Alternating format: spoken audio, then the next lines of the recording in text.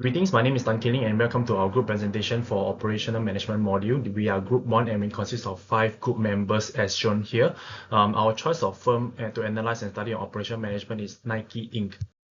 This is the table of content we will be speaking today, and we start with introduction to Nike, followed by 3 operational issues faced by Nike today, context, followed by elaborated recommendation faced by each issue, and lastly conclusion, and this will be the presenter on each topic.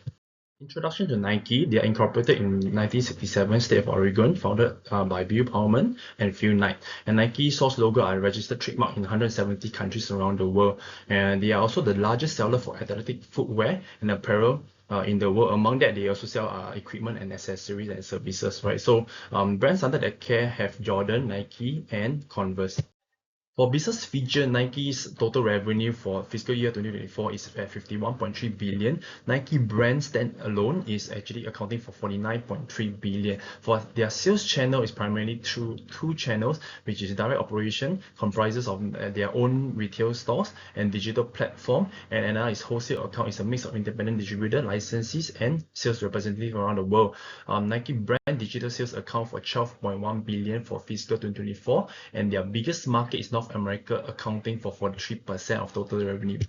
For manufacturing features, if you look at the footwear and apparel here, they account overall at 96% of total sales. That's a very high standing. Nearly all of their footwear and apparel are actually manufactured outside of the US, despite the North America being their biggest market. Top 3 manufacturing country of footwear is in Asia, with Vietnam, Indonesia, and China accounting for overall production of 95%, right? And top 3 manufacturing country for brand apparel is Vietnam, China, and Cambodia, accounting for a total of 59%. Next, I'll speak on issue 1, over-concentrated manufacturing in Asia. Nike's manufacturing base centric in Asia exposes significant risks leading to timeline delays, raw material competition, and also surge in transport costs have caused pressure and disrupt Nike's supply chain back in the pandemic period, right? So firstly, we talk about timeline during the pandemic period, affecting container availability, transportation, and port operation, caused a 3 weeks delay in shipment to North America. It was also during this period that Nike actually prioritized their Nike direct channel, their digital platform, that affect the overall sales. Right, recent sea route disruption like the Red Sea and the Suez Canal incident can also cause further delay. Right. Secondly, we talk about competition for raw material. Nike faces competition for raw materials like, for example, cotton, petroleum, and one of the particular material to do their source logo is thermoplastic. So all this can actually add up to significant pressure on their cost structure and profit margin. And it's also their biggest competitor, Adidas, having overall 97% footwear volume produced in Asia, as reported in their annual profit. Lastly, we talk about transport costs. So as reported during the pandemic, their overall shipment to North America increased from 40 days to 80 days. This actually increased their inventory 12% year on year, right, during the 2021 peak season. So you can see this one actually cost overall greater capital investment, and during this peak season, the shippers importers were also forced to pay higher premiums to move their cargoes around, right? So these are the overall impacts that comes with risk to having a centric manufacturing in Asia. Next, I'll pass to the next presenter. They will present on issue 2. My name is Yu Yi, and so for issue 2, we'll be diving into geopolitical tensions and its impact on Nike's operation. Nike, like many global companies, relies on China for manufacturing, in which China is one of the top 3 countries that Nike manufactures its products at. However, geopolitical tensions, particularly between the US and China, have created significant challenges. For example, the 2019 CNN article highlights how Trump administration has started a formal process to slap 25% tariffs on goods coming from China, such as sneakers. And also just recently, on 31st January 2025, US President Trump is threatening to impose another 10% tax on Chinese goods, and some firms are actually considering relocating their supply chains to mitigate this effect. So these tensions have actually caused impacts on Nike operation.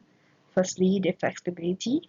Nike's reliance on Chinese manufacturing limits its ability to quickly adapt to shifting trade policies and tariffs.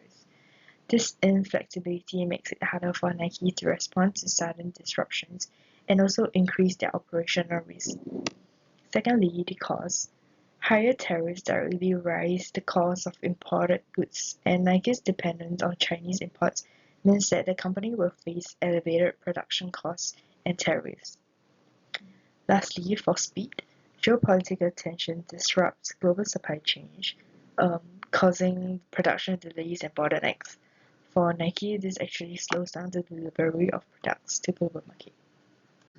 So what causes this geopolitical tension is firstly the US government imposed tariffs to shield domestic industries from foreign competition, while also intending to address trade imbalances and protect national interests. So these policies actually create significant challenges for business that depend on international supply chain. And secondly, countries are also increasingly prioritizing self-reliance and reducing their dependence on Chinese goods. And lastly, encouraging local consumptions, where these tariff policies often aim to promote locally made goods by making imports more expensive. Good evening, I'm Qiao Yun. I will talk about the issue 3, strained wholesaler relationship. Nike's shift toward a direct-to-consumer or DTC strategy is reshaping the retail landscape. While this approach strengthens Nike control over its brand and customer engagement, it also brings new challenges, rising costs, increased competition, and inventory management struggles. Let's start with the impact on competitors. Nike pulled back from traditional retail has opened doors for its competitors like Adidas and Under Armour. These companies are quickly moving in to capture retail space and creating a more competitive market. Next, let's talk about cost. Without wholesaler, Nike must handle distribution, inventory storage, and marketing all in its own. On top of that, frequent discounting to boost sales eating into profit. If not managed carefully, these rising expenses could make it harder for Nike to maintain long-term profitability. Another key challenge, inventory management. Without wholesaler acting as a buffer, Nike has struggled to balance supply and demand. In fact, in September 2022, Nike inventory surged by 40%, leading to excess stock and markdown. To prevent future losses, Nike must refine its forecasting and inventory control strategies. So, why is Nike making this shift? One major reason, control. By selling directly to consumer, Nike can ensure consistency in pricing, branding, and customer experience. However, this move has disrupted relationship with retail partners. Another reason, data. The DTC model gives Nike direct access to variable customer insight, which can drive personalized marketing and product innovations. Nike is also leaning heavily on digital engagement. Through platforms like the Nike app, Nike Run Club, the brand connects directly with consumers, bypassing traditional retailers. While this enhances brand loyalty, it further weakens wholesaler partnership, forcing Nike to carefully balance its DTC ambition with its retail collaboration.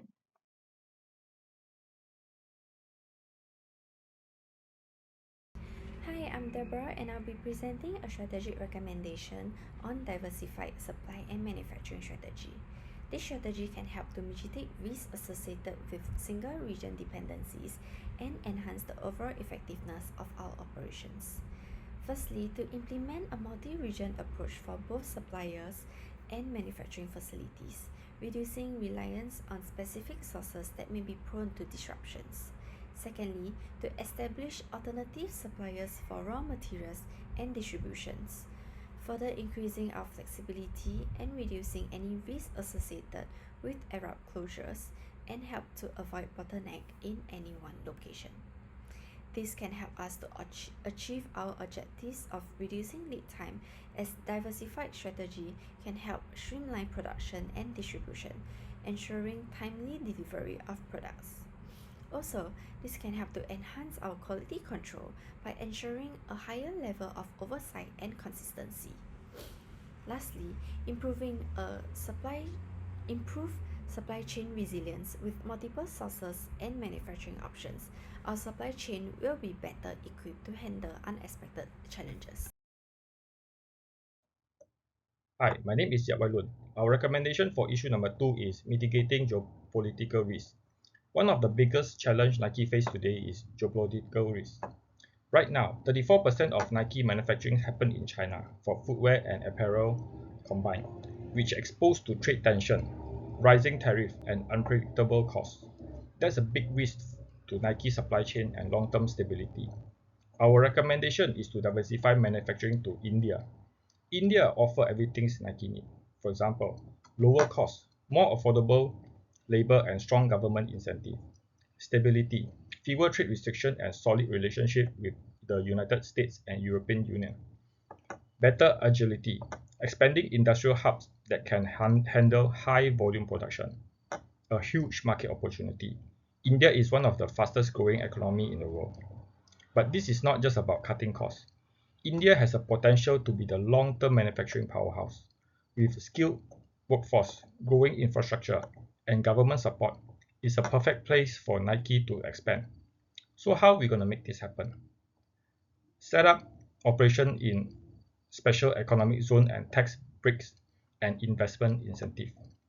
Build stronger supplier relationship in India, booming textile and footwear industry.